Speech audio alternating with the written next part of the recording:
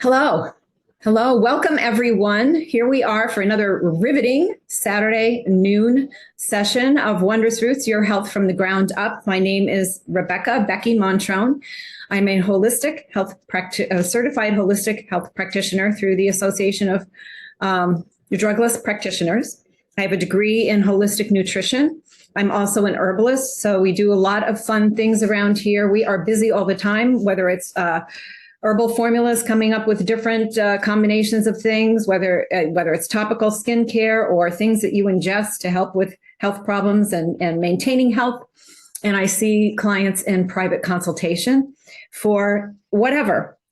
I kind of have a reputation. If you can't find an answer, and it's not that I have all the answers, but I'm really stubborn, and I'll work hard to find answers, any answers out there that I'm not aware of, and to help anybody I can.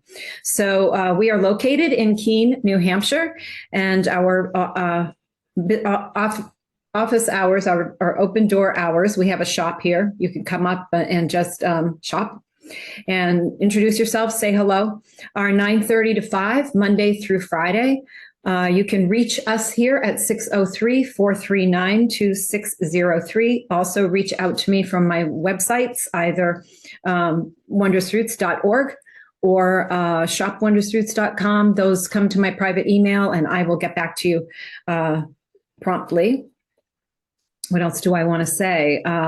I think that's probably it. I'm about to introduce my guests who you can see sitting there. And this is really exciting. One of the reasons I love now doing the Zoom and then putting this on YouTube is that you all, especially during the webinar, you all get to see my guest. I'm going to say right now, Brud Hodgkins from Indoor Organic Gardens of Poughkeepsie, where we get the Sulforaphane, the certified organic vegetable powder, which we've talked about before. And I've told some of you that he was going to be my guest again. And Brud, everybody was like, oh, that's fantastic. We love him, blah, blah, blah, blah, blah. You've been with me like a couple times in the past, and last time about a year ago. So anyway, so today we're going to be talking about sulforaphane. And Brud and I were chatting before we went live here, just talking about the really incredible things that really nutrition can do for us, food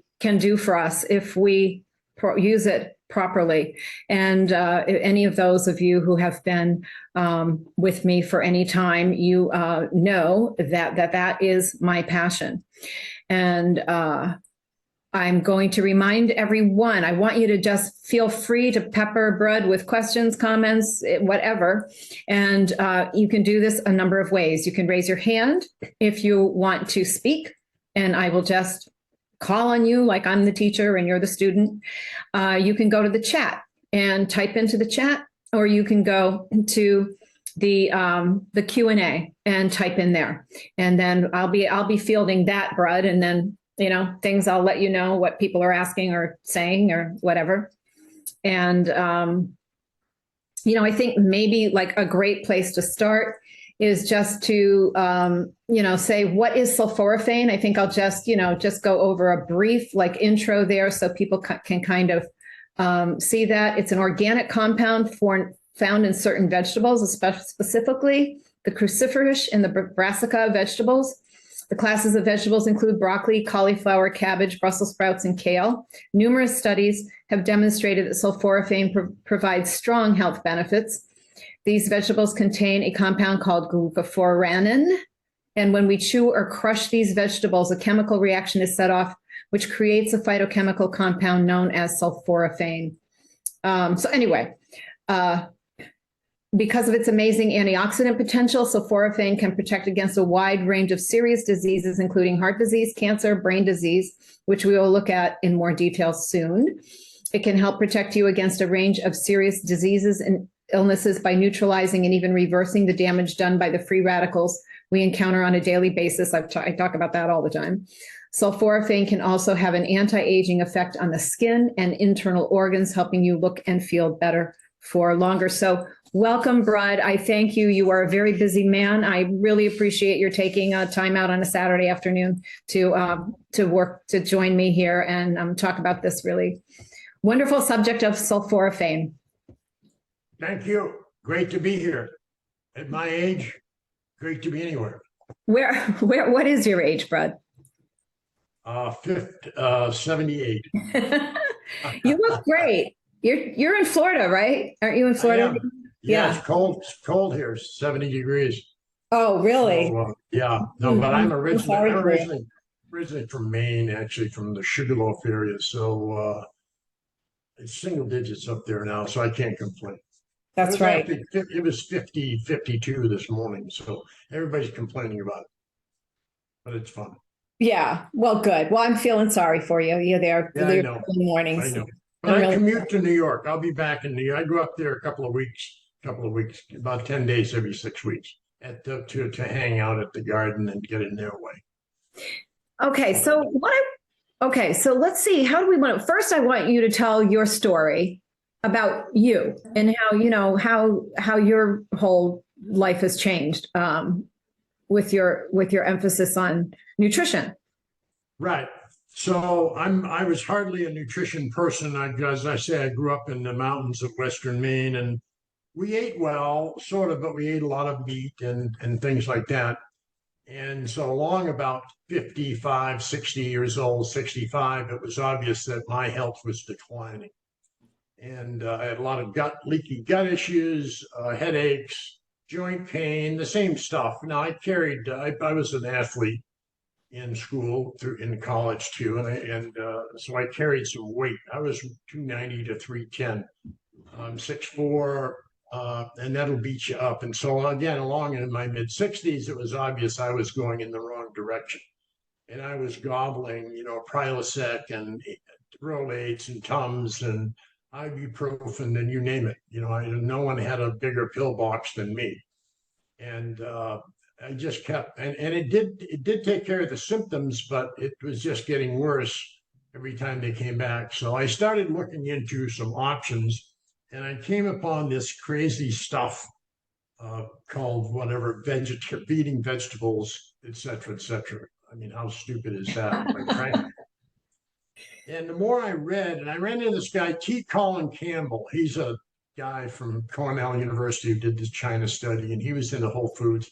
And I started looking at some of the things he was doing, and said, oh, what the hell, I got to do something here. And so I started looking at Whole Foods and getting more whole food in my diet. And along the way, I found that they hooked me on Whole Foods. And the next thing was you need live whole foods. Dead whole foods are okay, but they're not as good as living. And so what you really should do is grow your own vegetables and harvest them and eat them immediately. Well, that unfortunately is not very practical in Maine or New Hampshire or even in New York or anywhere year round. And so I started growing microgreens inside. And that was a pain in the neck. Kind of fun, sort of, but not that I could do enough daily. So then I figured, okay, how can we shelf-stabilize these things? And I was told you really can't. Because once you shelf-stabilize them, the only way to do it is to dry them, get the oxygen out that way, but you got to heat them, or you can freeze them. And then I'm looking and say, well, if you freeze a plant, aren't you're busting up the cells, and if you heat it, you're killing the enzymes, etc. So I started looking around for a way to find a powder that was living, and I was told there wasn't one. It didn't exist.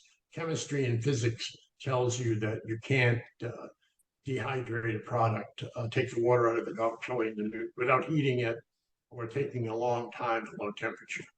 So anyway, being a contrarian that I am, and I Yes, studied and always will be.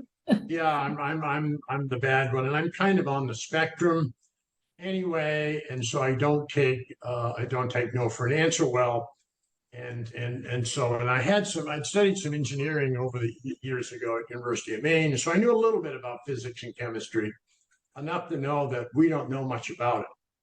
That we know very little about it. I knew enough about physics and chemistry to know that the world knows very little about physics and chemistry. So I endeavored to maybe find a way that we could dehydrate these little things at less than 118 degrees, i.e. we don't kill the enzymes, so deactivate the enzymes. And we got to do it in less than 24 hours, because once you pick vegetable or a fruit, they start to deteriorate, obviously, and they start to oxidize, etc. And so we came up with a formula, a process where we can dehydrate these things at 95 degrees within 24 hours of harvesting them. And again, I'm still told with that you can't do that. Well, I'm a big fan of people like the Wright brothers and Galileo and Alexander Graham Bell, who were inspired by people saying, well, you can't do that. That's just not, you can't defy gravity, etc. So we came up with this product that it turns out it's a living, the stuff is still alive. And they say, well, how do you know? Did you send it to the CDC and the NIH? Well, mix it in liquid and put it in a closed container for about 24 hours and take the top off. And you tell me if you think it's alive or not. It's really bad smelling stuff. And so not only is it alive, but it's a whole food. So it's essentially the same as if you picked a plant.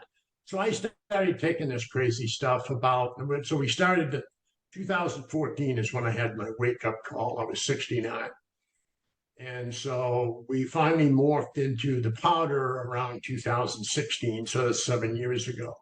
And I was a mess. I was a 70 at the time, whatever, 2-3-year-old mess. But that's what it's supposed to be. That's the sign of aging. Hey, you have a few senior moments. Now, I wasn't ready for that. And so I started taking this powder, this broccoli, live, raw broccoli, whatever it was. And the last 3 physicals I've had, and the one I take here in Florida, there's 63 profiles that they put you through. And I'm normal on all 63. The only medication I take is a teaspoon of this crazy stuff, snake oil, whatever you want to call it, 1 teaspoon a day. And most days, I mean, I forget some days too, or I'm too lazy or something. A teaspoon a day. I've just scheduled my 4th annual physical here to go back and see what's happening. But now I can, I'm walking 2 miles a day. I sleep, I don't know, 6-7 hours a night, beginning to end. I have no indigestion. I have no headaches, blah, blah, blah. Now, maybe it's something else. Maybe it's not this because we haven't done any, double blind stuff. But more I study this sulforaphane, a lot of it certainly has to do with this magic thing called sulforaphane. And the problem with sulforaphane is it's not very stable. It's not very stable. We know it. So it's like we know what it takes to be healthy, but the next thing is how do we execute? And so even me, who people claim that the only thing I can't resist is temptation. And so I'm not someone that said, hey, don't eat, so much ice cream and don't drink so much alcohol and don't do this. It's easier said than done. But I can take a teaspoon of this stuff a day. And so I mix a teaspoon with, in this case, cran mango is what I'm on right now. And I mix a teaspoon in a 6-ounce bottle of a fancy bottle here, old reused Gatorade, and I shake it and sip it. And it takes me about 10 minutes a day, and I sip it and put it in my mouth and swish it around and before I swallow it. And this all it's my only medication. I feel a little left out when I go out with other people my age because they're sitting there going through their pill box. I got to take these 3 pills. Ooh, it's 2 o'clock. I got to take these 4 pills. And I'm tempted just to get a pill box myself and put some or something, so I don't feel left out. So that's my story. Knock on wood. And we've got a few hundred people, maybe even a few thousand now that we've shared it with. And someone said, hey, why don't you market the stuff to others who are looking for an all natural, certified organic whole food? And so I said, okay. And that's kind of what we do. But we're doing it through professionals because we think ideally, even though we know there's billions of dollars of over-the-counter capsules and nutrients and whatnot, and they're fine, but you need a coach. You really need a coach. You need someone like you that really instead of just, taking, shotgun shooting at it, walking into the natural food store and start picking stuff off the shelf. You need a coach. That's all.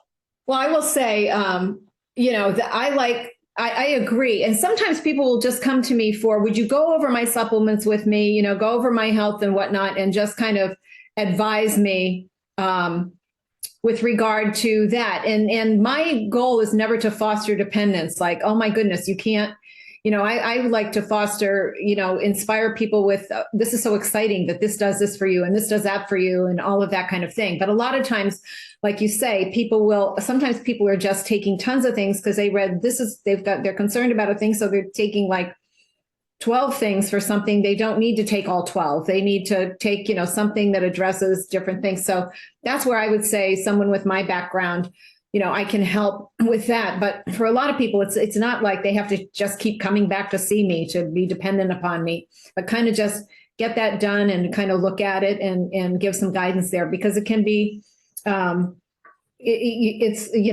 I laugh because I get people on a lot of things, but a lot of times I get people off a lot of things, because what I try to do is simplify but amplify, get lean and mean with the number of things a person is taking.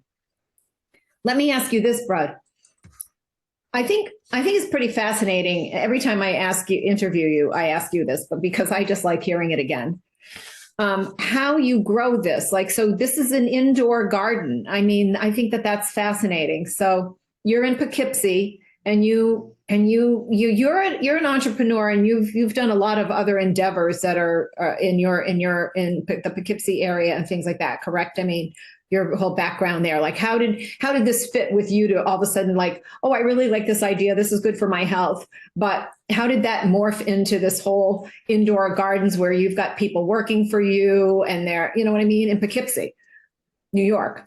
Yeah. So as I say, I grew up in the mountains in Western Maine, a little town called Temple, named after Temple, New Hampshire. 125 people. My school, by the way, is right behind me. If you can see a little red schoolhouse, I went to a K through 8. Well, Temple is right here where we are, Keene. Like my. Yeah, no, I know. Yeah. Okay. Well, people from Temple settled Temple, Maine, in, I don't know, 1806 or some crazy number. So that's why it's named Temple. So I tell people when they ask me where to go to school, I say I went to Temple. Oh, you're talking about Temple, Maine. You're talking about Temple, Maine. I'm about Temple, Maine, but so when I tell people, I graduated from Temple, they just say, oh, wow, Philadelphia. No, Temple, Maine. So okay, I thought I was talking about Temple, New Hampshire, so that was my confusion. But yeah, okay. I'm talking about Temple, Maine, but Temple, Maine was settled by people from Temple, New Hampshire. So we're probably related. Yeah, the Abbotts came from Temple, New Hampshire, and settled Temple, Maine back in, as I say, I think 1800 or 1806 or something. They were loggers. But anyway, so I went to Temple, graduated in the top 10 in my class. There's only 22 kids K through 8, so that wasn't hard. But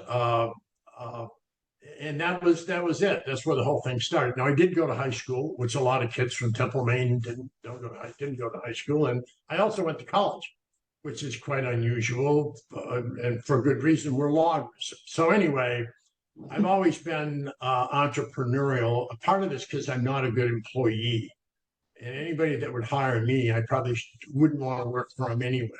Again, because of my, I guess, independent streak or whatever it is. So I've always worked for myself, and anytime I run into something that I find interesting and helpful, then I tend to like to think maybe I can make a business out of it. So that's it. Like 8 years old, I started my first company in Temple, Maine, making maple syrup. I was tapping trees around my parents' house, and I know you're in an area that you're big syrup making. That company is still operating. My nephew, my brother's son, still runs that out of Temple, Maine. So this getting into business is not new to me. The key to getting businesses is you got to have a product that works. And so once someone uses it, they got to come back and do it again, because you can't survive in a business where you're just constantly getting new customers. And so maple syrup's easy. We built a network where we couldn't supply them, is what our problem was. And so this is just another one of those little ventures. It worked for me. I shared it with my friends and family, and they worked for them. And so now we're sharing it with the world. And it's very different than any other supplement, because to start with, it's not a supplement. it's a whole food. And so it's everything you get in this product is nature did the formulation. It's 80% That's a good broccoli. point. That's a very good point. It's not, because we talk about food and then we talk about supplements, but this is it's a food. It's a very, Yes. it's a food. I call it a superfood because it is so potent in its contributions to health. And people would take it as a supplement. You're not going to sit down to a dinner of vegetable powder, but Right. it is a food. Now, just before we get going on other stuff, so you have these gardens, they're indoors, and you have obviously you have lighting and stuff like that.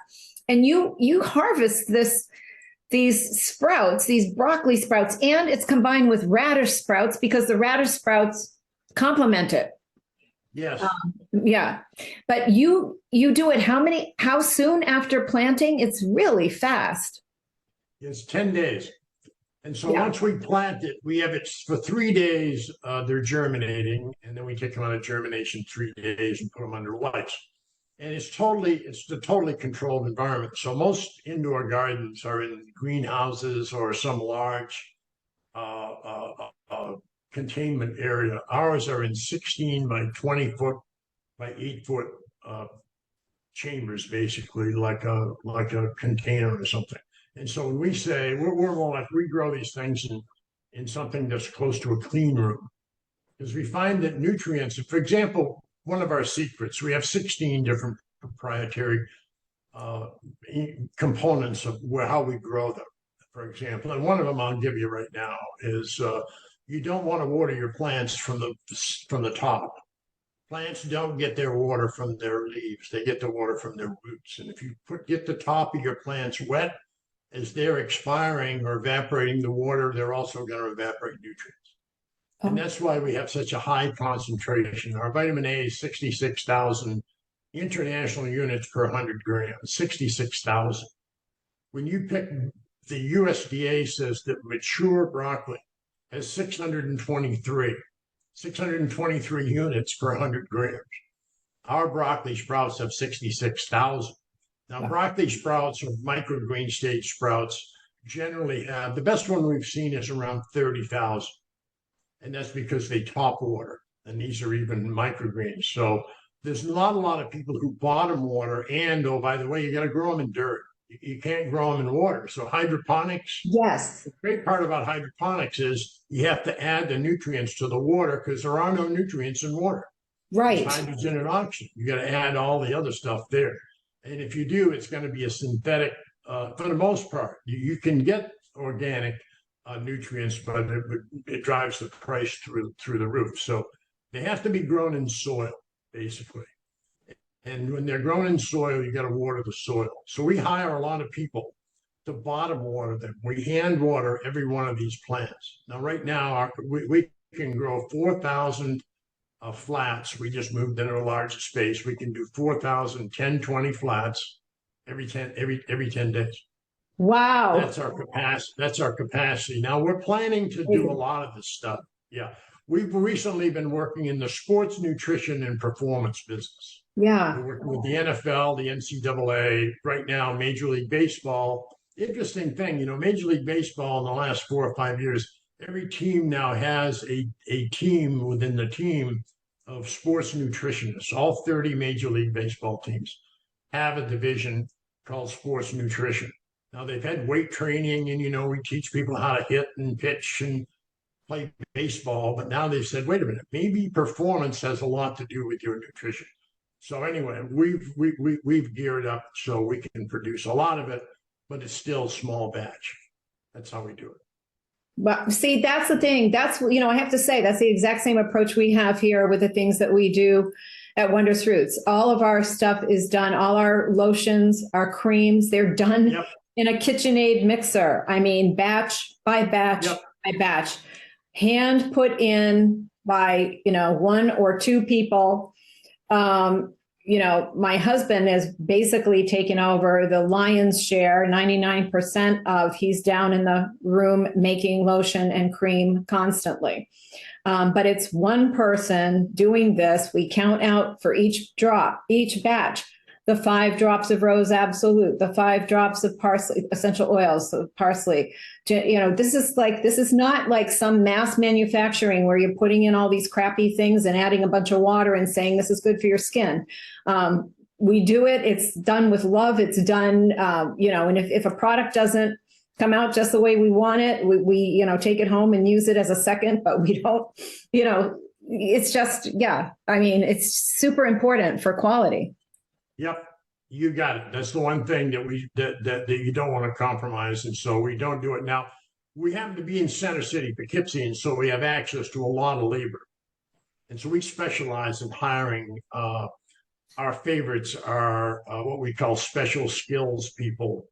We work a lot with before COVID, we just kind of getting back going again on this, but there's a group called Abilities First, which specializes in kids that are highly functional kids on the spectrum. We like ex-incarcerateds, people that have done, good people do bad things, and so we can get them out of there. And then inner city kids, we do work with the summer programs where our farm manager started with us 7 years ago, when he was a junior in high school and thinking about maybe dropping out of high school. He just got a bachelor's degree from New Paltz because my partner, Carol Mundell is her name, who started this company with me, tricked him into saying, wait a minute, just because nobody else goes to high school or finishes or goes to college, and so she tricked him into going to community college for 2 years and then tricked him into going to the state university to get his bachelor's degree. He's now our farm manager. That's fantastic. That's just such a great story. A great story. So we're trying to build a company from within, from people in Center City, and we're not doing it because I'm a philanthropist. I'm doing it because we need the labor. Yes. And these people are looking for an opportunity to get a job where they can show up on time with a good attitude. Those are our two requirements. That's just so basic, but it's just exactly the way it is. And show up on time with a good attitude. Yeah. And because none of these people have, they don't have college degrees. They will, some of them hopefully will, but you got to get started somewhere. So. Exactly. That's right. And somebody has to give them that opportunity. And meantime, they're fitting a need that you have. You got it. Yeah. 100%. It's you get what you reap what you sow. So we just had fantastic relationships with people some who moved on. We've got another one of our first employees is now a supervisor at the Amazon plant in the Hudson Valley. It's such fabulous stuff. I love to see these kids. But anyway, so back to the sulforaphane. So we also discovered, and that's pretty much what I do now, is I study stuff that's published on the National Institutes of Health. I'm very intrigued by some things. There's a guy at Cornell called T. Colin Campbell. If somebody wants to learn about whole food, then they need to Google Colin, C-O-L-I-N, Campbell, C-A-M-P-B-E-L-L, Cornell. And he's got tons of videos. Now, Colin's 90 himself, and he's been at this for a long time. And if you want to learn about whole food and how you can get your protein and carbs and fat and your micronutrients from food, he's the guy. So I'm kind of a disciple of his. And I've taken some of his courses. In fact, I'm doing one right now on plant-based nutrition out of Cornell. And it's a course, and it's an integrative. And so I'm not a person who said, hey, these doctors are all nuts. It's a big conspiracy, because I think we need the conventional medicine, no question about it. Sure. In my mind. But they tend to be a lot of that stuff is for acute illness. If you're really sick or you break your leg, you got to go to that conventional medicine. Long term, maybe you shouldn't be going on Percocet or oxycodone for 10 years. That's where you need to look more for something plant-based, a whole food, and that's where I headed, because I was taking antacids and they work fine for a while. But after you take them for 10 or 15 years, they rot your gut basically. And so now, I mean, I get no indigestion. I couldn't even say the word onion or garlic 5 years ago. And my wife is a Sicilian, so you can imagine not eating garlic isn't real popular in my house. So I still don't because I'm afraid of it, but I could. I have. You're afraid of it. Yeah, I'm afraid of it. It's like the dog. Yeah, they say a cat sits on a hot stove only once in his life. He'll won't sit on any stove at all, whether it's hot or not. It's absolutely true. Yeah. Yeah. I know. We had a couple of kittens years ago, and we had to put eardrops in their ears for mites, when we got them. And, for the rest of their lives, you could never pick them up and hold them because, yeah. You got it. You got it. Yeah. So the other thing is that it became obvious, and it was, I'm the poster boy. Anytime I was sick, I called my doctor.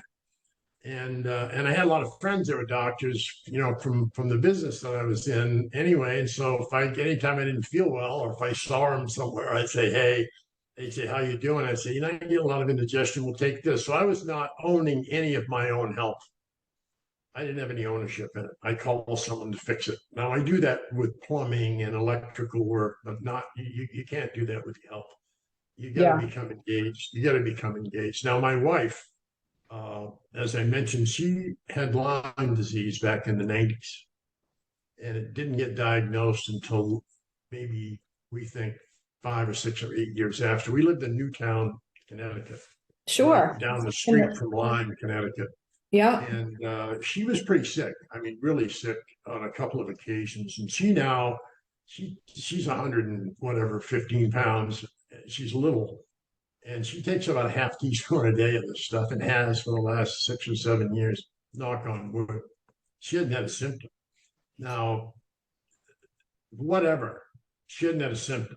And do you have, you've got some, in my newsletter, just let everybody know, in the newsletter, there's several testimony, put videos there of testimonies, really remarkable things, people with different problems. There's one about a dog there, and there's more on your website. So I think I saw another one a while back about Lyme. I think there's a woman who does, yeah. She's actually someone who had the same thing, chronic Lyme. The other thing that we're finding out is people, so Lyme is a generic disease like cancer. I mean, people say I got liver cancer, I got whatever, breast cancer, brain cancer. Cancer seems to be a very fungible, it's a very generic, as you talked about free radicals, whatnot. It's a compromise of your cells. And Lyme, it sounds like it's similar because she had the muscular version of it rather than the neurological. Yeah, as I say, she's crazy anyway, so who knows? But she was having joint pain and digestive issues, breathing, things like that. But it's got inflammation at its core. There you go way back and to Hippocrates, who would be the medicine guy, who probably didn't say that, but whatever. I know we're not really sure, but whatever. But somebody said it. Yeah, somebody said it. Yeah, and whoever said it was right. And so by getting on that diet, she's had some remarkable response to whatever it is. And the problem is you can't go to the grocery store or grow your own leafy greens and so much green and so many fruits and whatnot. And so we just throw this crazy powder in. Now, the powder is not just sulforaphane. The powder is broccoli. It's really just happens to be that sulforaphane is one of the primary. Very good point. And because it's that particular constituent, phytochemical, as found in its natural setting, not isolated out, because all of the constituents work together. You got it. So I recently read something that for years we thought it was the vitamins and the minerals, the micronutrients that was the key to health. And then all of a sudden we started finding these things you mentioned as phytochemicals. Now, there's something like 75 or 80 phytochemicals. Quercetin, sulforaphane is one of them that have been discovered in the lab. The speculation recently, I just read a piece on that, is that there might be as many as 5,000 phytochemicals in cruciferous vegetables, of which we only have a name for under 100 of them. Wow. Now, if you recall years ago, as a kid, we did a lot of stargazing. That's what we did. We didn't have TV or telephones even, or outdoor or indoor plumbing. And so we spent a lot of time, we learned a lot about the stars. And so we'd see the Big Dipper and Orion's belt. Well, as kids growing up, we could tell you what the individual stars were in those little constellations. And we thought, okay, we know a lot about astronomy. And all of a sudden now, instead of a few thousand or a few hundred stars or a few billion, looks like there's trillions of the damn things. And so that's the speculation with food. We know so little about food. We know so little about health and medicine. Remember, the dinosaur lived to be, some people argue, 300 years old. 300 years old. Now, there hasn't been a dinosaur on Earth for whatever, 160 million years. But how in heck did they live to be 300 years old? There's a big argument. Some people say none of them lived more than 250. But whatever, they lived pretty long time. How did they do that without any doctors? How did they do that without having any thought process? Well, they were doing something right, and they were eating 100% of their diet was plants for the most part. There's a few dinosaurs that ate each other, but and so maybe it's back to the future type stuff. That instead of trying to invent new ways to replicate Mother Nature, maybe we should be looking at ways to understand Mother Nature and utilize, what she hands us every day. So what I think is really remarkable is it's fun to see the science. And for a person like me, we were talking just briefly before we went on, I was telling you about using sulforaphane in different cancers. I have here, sulforaphane suppresses carcinogenesis of colorectal cancer through the ERK axis activation. These things matter to me because when I'm working with somebody with cancer, certain people have certain genetic things that aren't working properly, and they make cancers more virulent. So not everybody, it's the same thing with Lyme. Not everybody is susceptible to a Lyme infection as the next one, because there are things that we are individually made, and that's the really exciting field of epigenetics, which helps us deal with that and get around it. So anyway, I guess my point here, without going into it so much, is I was working with somebody with an advanced colorectal cancer with a BRAF mutation, and people with the BRAF mutations have a very difficult time with cancer, a much more difficult time. Think about the BRAC gene mutation for breast cancer. Similar, some people have both the BRAC and the BRAF, and they're going to get these cancers, and they're going to have a much harder time because certain pathways are not working properly, and it's very hard to use agents, chemotherapeutic agents or whatever, that work really well because of that. So for this particular client, I just happened to find and really employ sulforaphane with her, the broccoli powder, the Brud's powder, for the to get around a certain pathway, because it would do this, and this is all based on the science. Anyway, I'm not going to go, but this is the kind of thing I study when I'm working with somebody. Is like, okay, what are the natural things that we can do, that we can get our hands on, that we can do to augment whatever treatment these people are going through, or even on its own, certainly not, whatever. To do that. And the science is there. It's all there. These things are, they're potent, and they are doing these things, but we don't need to know about it all, right? We can just say, wow, something like, I'm always talking about glutathione, like glutathione, and glutathione and sulforaphane are very closely related. You can do this. You can just take this every day. Like you said, your wife, she takes a half a teaspoon a day, but just do it daily. And you don't have to stop. You don't have to know everything it's doing. Just do it, and it's doing things that you don't need to know about that are good. 100%. You don't need to know how the watch was made in order to use it for what we really use it for. Exactly. You gotta trust maybe that someone has figured out how to use it. So when you look at your watch and it says it's whatever 20 minutes of one, that's actually what time it is. But after a while we get used to that. And so if I start eating my vegetables in the form of a teaspoon, a pounder a day, because I just can't eat that many vegetables, and I can't find that many live vegetables anyway. They're not available. And so if I can take that. Yeah. Let me ask you, how would you compare this to that popular supplement out there? What is it called? Oh, come on. It's on the TV all the time. The pills. You're supposed to get all your. There's a bunch of them. The one you're talking about is probably Balance of Nature. Yeah. Balance of Nature. Right. Yeah. I think Balance of Nature is good stuff. Yeah. It's mature plants. They're not micronutrients. They're in a pill form, and I prefer to have something that you ingest and expose to your mouth. But explain that, Brud. Explain that. Yeah. So nature designed the animal to ingest things, in fact, harvest things with their mouth. Occasionally you'll see a monkey who picks a banana or something, but for the most part, we're grazers. Now, that's because we've been around for, 2 or 3 billion years, and we've only been walking on our hind legs for like 1 million or something like that. And so our biomes have not caught up with the idea that we don't eat our food fresh. We grow it with toxins, etc.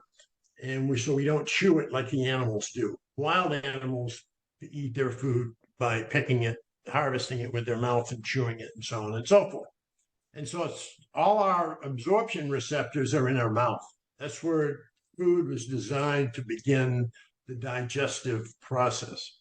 And so it's important to ingest it in your mouth so that you expose it to your sublingual area, which is your tongue, and your mucosa, which is your inner cheeks. And so that's where food should get started. And that's where you mix it with some of the enzymes that are in your body before it now starts to go through your system. Right, like the amylase in your saliva to now start to break that 100%, down. 100%. So when it hits your liver, which is the on-ramp to your bloodstream, when it hits your liver, it goes through your small intestine and through your everything else. It hits your liver and knocks on the door and say, hey, here I am. I'm ready to go in to the bloodstream and start nourishing the organs. The liver is going to say, wait a minute, you're not dressed for this show. Yes. And it'll reject you, and away you go. It never hits your bloodstream. So if you're looking for absorption, you should expose it to your mouth. So Balance of Nature, I saw an ad once that said, hey, if you really want to get a kick out of this stuff, break the capsules. Yeah. Break the capsules and put them in your mouth. Genius. That's a great idea. I don't think they have a powder available. I think it's only in capsules. I've never seen the powder. And so, but yeah. We have a question. This is Connie saying, how can one order the microgreens that he sells if you live in Maine? Does he have a site that one can order from? We sell them here, Connie. Yeah. I sell these are part of the things. You can find them right on my website, and you can find them on Brud's website. And they're also both, there's a link to both in that newsletter. So these are right off my floor. No, not off the floor, but you know what I mean? Right. In the basket out here in my shop. So we do have a direct to farm, but we discourage it. You're going to get a better buy them from you. And so we prefer to have the product distributed through professionals, because then they can come to you and say, okay, give me some guidance on this, and maybe what else will go with it, et cetera, et cetera. So I'm not a big fan of buying, direct from the factory necessarily, because it's cheaper, because you don't get the service. It's just like, again, I grew up in lumber country in Western Maine. Don't buy a cheap chainsaw. You're just wasting your money. Yeah. So somebody goes down to Walmart and they buy a chainsaw. Hey, I bought this chainsaw for like $200 and I spent $4. But if I need to know how the damn thing works, I need service. I can go back to my service person. So Oh, I see. yeah. So don't, you need a coach. That's all. If you're going to get Well- serious about your health. Well, Yeah, Connie's thanks. one of my clients and she gets a lot Yeah. of stuff from me. She just didn't realize that I have this. Yep, and that's the case with some. And so we have a handful of people that are practitioners around the country that resell it. As I said, right now, our only direct sales are institutional. So we're doing senior centers to some degree, and but they have coaches. And then we're big right now in professional sports. We've gotten involved with the NFL and Major League Baseball, and they're into this thing. If you hadn't noticed, if you read the sports page now, the headlines are who's sick, who's injured, who's hurt. It's not who won or who lost. It's, Mahomes is out because he hurt his shoulder. Well, hello, why aren't we taking better care of these players? And that's why you get the Tom Brady's of the world. And if you Google Tom Brady and nutrition, Tom Brady had terrible skills, very average, but he had an edge somewhere. And he'll say one of his edges, he watched his diet. He is a fanatic on diet. If you've ever, just for the fun of it. Yes. He has a company that sells supplements, by the way, but he's in the whole fresh food more than supplement. The big thing people underestimate, for example, is hydration. So Tom Brady would say the first thing you do in the morning is you get yourself 32 ounces of water, and you drink that 32 ounces of water as quickly as you can after you get out of bed. Within an hour or so, you don't need to chug it. You got to start your day by hydrating. Wow. So, I mean, how simple is that? So There's all this. I've got somebody wants to speak, so I'm just going to interrupt you for a second, Brud. Hold that thought. So I think Joe's going to be speaking in a moment. I just asked him to unmute, see if we can both get this going correctly. Joe? Hi. There you are. How Yeah. are you? Yeah, no, I like listening to you youngsters there. And I totally agree. Well, I totally agree that we need a coach because I consider myself in very good health, and 25% of that I do myself, but the other 75% I depend on my coach, Becky. Oh, Joe, thank you. Well, it seems to be working. I mean, I'm 81 years old and I'm going out dancing tonight. So All right. I'm staying in pretty good health, and I depend on, I depend on you keeping me healthy, and it's working. Wonderful. Thank you. Thanks for saying that. All right. Yeah, you got that, Joe. You've got that 100%. Absolutely. Yeah. I don't know why more people don't do it. If you get your kid, playing sports, you hire, people to teach him how to bat or how to pitch or how to do something. But somebody's going to teach him also how to take care of the inside of their body. You're on it. And so how long have you been on a good diet or had a coach? You've been with Becky a while? Oh, at least 8 years. Okay. Yeah. And so, you're an old duffer. Yeah, I'm pushing 79, so I'm 2 whole Oh, years. you're just a baby. No, I understand. You said you're just a baby. Yeah. Oh, yeah. Yeah. But Go ahead. Yep. I'm in so much better shape now than I was 10 years ago or 8 years ago, even. It's almost scary. So I've redone my thing. I always said, I wouldn't mind living to be 100 as long as I could be healthy. And Absolutely. Absolutely. Yeah. That's the whole trick of it. No, I'm in better shape now than I was when I was in my early 60s. Yeah. And you look great, Joe. Yeah, you look great, Joe. You really do. And you can tell in your voice. You can tell in your voice how healthy a person is, especially when. Oh, well, I got a good attitude too. That too. Trying to look on a positive side of everything, and You got it. like I say, she's keeping me going. And what I like about Becky is she reads all the fine print, and then she checks on it because turn around, just say, I'm not giving you this stuff because they changed it. Changed it. I Yep. said, even if I could read the fine print, I don't know what it means. It has so many grams. Yeah, well, that's fine. But how much am I supposed to have? Is that right? Or whatever. And she does it, perfectly all the time. I depend on that. Thank you, Joe. Well, thank you. You got it. She's one of the pioneers in this professional coaching, nutrition, and whatnot. That's going to be big. The problem is it's going to threaten a lot of the MD types, conventional medicine people, because you're going to find out that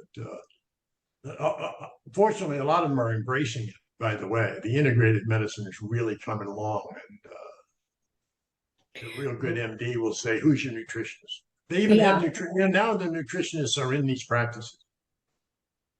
Yeah. Well, like I say, I depend on it, and for me, it's working. Oh, a lot of people say, "Oh, you're wasting your money on this. You're wasting." I said, "Well, I'd be spending it on prescriptions. I just soon spend it on the stuff that's healthy for me." You got it. Or you'd be spending it because you'd be sleeping in front of your TV tonight when the ball game's on instead of dancing. I No, like that. I had too much socializing to do. That's good. That's good. Well, you're coming through Joe. loud and clear. I'm glad I can get through, and I'll be checking with you again, Becky. Okay. All right, Joe. Yeah, I want to ask you about your ear, but I won't do that on the air. Okay. It's only been 2 days with that stuff, and it's helping. Oh, good. Good. It's almost gone. Oh, great. Wonderful. It's working. All right. Super. Okay, good. That's great. So we do have Susan saying, I like to do the research, but I like Becky to do the deep digging and the really complicated scientific info and tell me what's great to take.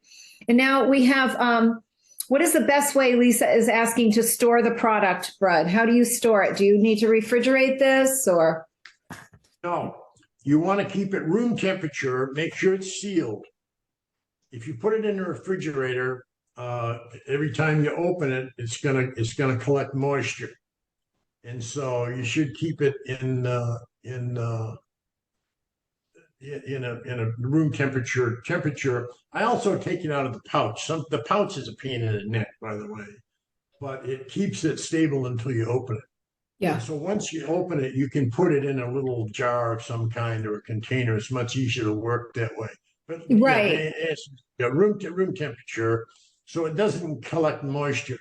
And once you open the bag, we're told, will probably last a year or two, even shelf stable, as long as you keep it out of the heat and out of the moisture. And once you open it, it's probably got 6 months there. We've kept some of it for as much as 6 months, and it's not as good as it is. 30 to 60 days is ideal. It's like any vegetable. This is a live vegetable that's not oxidizing, so it's pretty simple to store it. Yeah, don't put it in the refrigerator. That was an important question. Thanks, Lisa. Lisa said, good tip. Thank you. Yeah. Yep.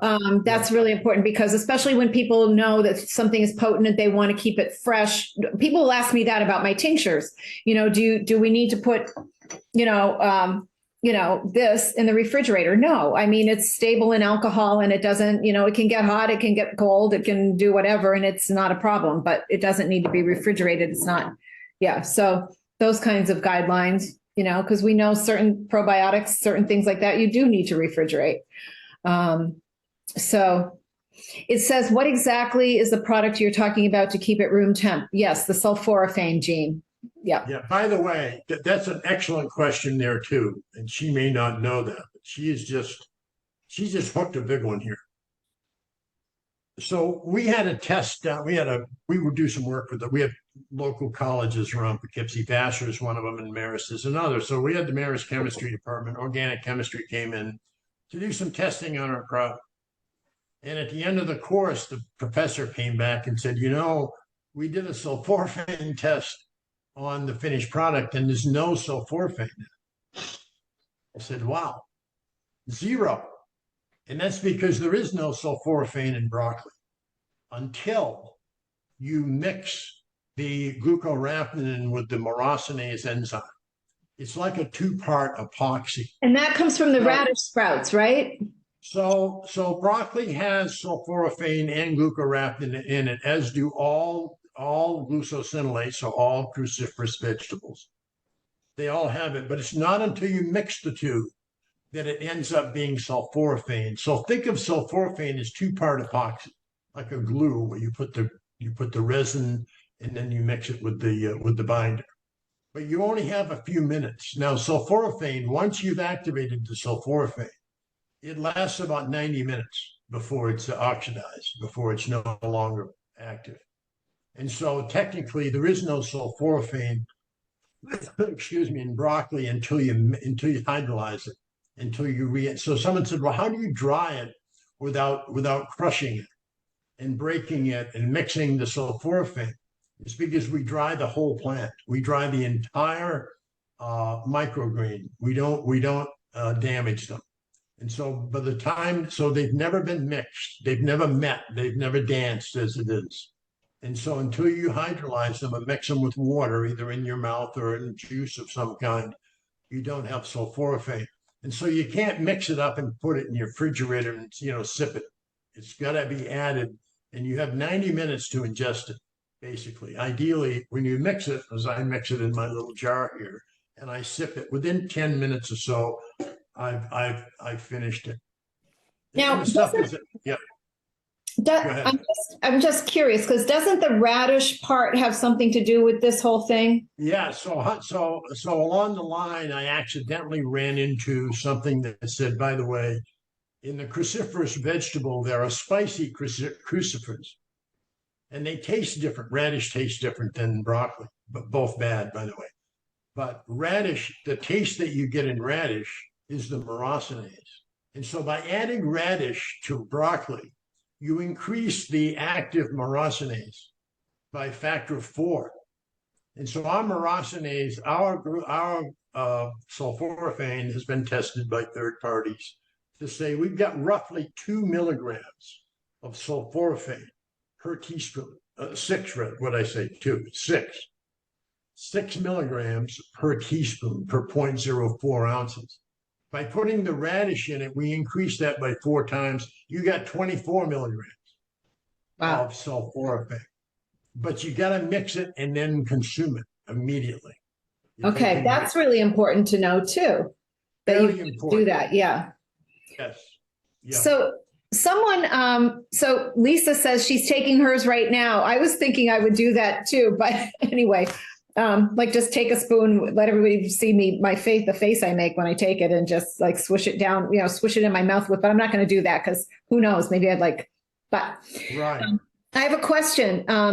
Somebody wants to know, what is your daily diet like? Like, what do you typically eat? Carbs versus fats versus proteins? Do you follow a specific diet, Brud? No, absolutely don't. I don't at all. As I say, I can't, I'm just awful at counting calories and so on and so forth. The one thing I did do for many years is I craved sugar. Now, my mother is Indian, a Native American, and we have compromised pancreas to start with. It can't metabolize sugar, which is another name for alcohol. By eating a lot of these cruciferous vegetables, i.e. a teaspoon is equal to 3 cups of broccoli, I don't have the craving anymore for sweets. I mean, I could buy a 2-pound bag of M&Ms and a half gallon of ice cream, or maybe a gallon or more, and watch 2 football games. And that was what I would do on Saturday. And now I have not only do I know that, I was never a big drinker, maybe in college, but whatever, but I did like a glass of wine now and then. Some people say more now than then, but I almost never have alcohol now. I just don't have any craving for it. And so my diet is whatever I see. I have a seafood. My wife says a seafood diet. I seafood and I eat it. And my quantities are a fraction of what they were in the good old days. Fraction. Yeah. Yeah. And it's all because we know that, though. If you read the literature from this Colin Campbell character, if you eat a lot of vegetables, even if they're dead, it'll curb your appetite because it fills you up, etc. Yeah. Wow. So, yeah, I couldn't tell you what I eat. I eat whatever I like muffins. I like a muffin now and then. But again, I used to eat 3 or 4. And now, I'll do 1 for breakfast or something. Wow, that's exciting and that's inspiring, because it's really true. When you change your diet, your cravings change. Yes. You've got things in there and you're getting nourished properly. Sometimes our cravings for something, we think we're craving it because we just love that. We love that food. And then we find out, gee, doesn't really appeal to me any longer, or that drink, it doesn't really appeal to me any longer. Yeah. And there's a reason, because we're getting the real thing we need, that we were trying to satisfy what we needed, but it wasn't the right thing, but we were driven to it. That's sometimes what cravings are. 100%. And alcohol, I know joint pain is a cause of people who drink alcohol, because it does give you some relief.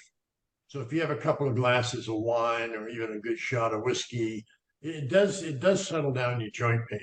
And so if you don't have any joint pain, then why not? You got to knock down less of it. I think most people don't drink because of joint pain, but I will tell you, I loved wine, and anybody who knew me, I drank wine. There wasn't a evening or whatever that went by I didn't. And then I thought I'd just go through a little detox last March. I felt so fantastic. I've just never gone back. I never have any wine or any alcohol drink at all. And I feel great. I feel fantastic. I just know. It's just kind of like, a person who quits smoking or whatever. And you're just like, yeah, I mean, no, that's just not something I want to do.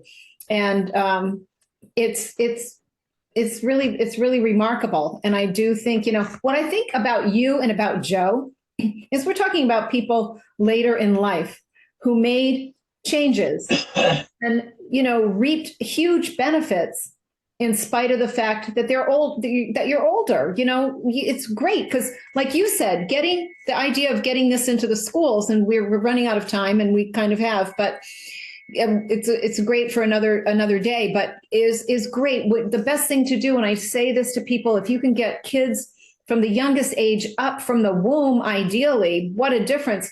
But it's so exciting to know that you can be in your older years, you can be in your 70s and 80s, and you can make changes that will really hugely make a difference, even at that point in time, even with bad habits maybe you've had for many, many years, or sicknesses.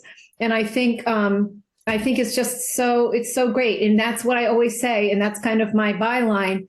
We have much more power than we know, than we think we do. And we do. And it's what I would say, what God provided to us in our food supply, and very ingeniously created. So we have very interesting. I wish we had another hour and then another one. This was excellent. Thank you. But we do have to go. Brud, I want to say thank you so much for joining me. I hope you and everyone else have a wonderful weekend, and happy holidays, Merry Christmas, Happy Hanukkah, whatever it is you celebrate, but it's a wonderful time of year, and I hope everyone is blessed and enjoys it. Great job, Beck, as usual. And spread the word. Okay. All right. Back to the future. All right. Thank you, everyone, for attending, for being here. And I hope you have just a wonderful, wonderful day.